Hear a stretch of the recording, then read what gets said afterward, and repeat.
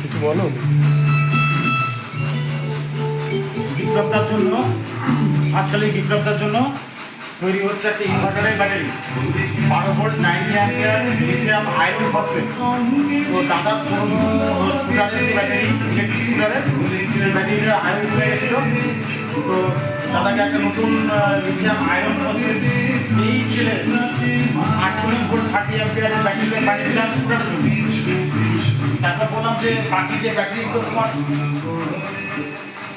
ব্যাটারিগুলো তোমার আছে সেগুলো নষ্ট করে লাগবে, যেগুলো ঠিক আছে, যেগুলোর আয়ু আর কিছুদিন আছে সেগুলো দিয়ে একটা ব্যাটারি প্যাক বানিয়ে দিই, ফসফেট ব্যাটারি প্যাক 12 ভোল্টের, এবং তার সাথে একটা জেভিডির বিএমএস হেভি বিএমএস দিয়ে যাতে বাড়ির লেড এসিড ব্যাটারির পরিবর্তে লিথিয়াম ব্যবহার করতে পারে এবং এই ব্যাটারিটা আর কিছুদিন উনি এর থেকে লাভটা নিতে পারে, অপচয় না হয়।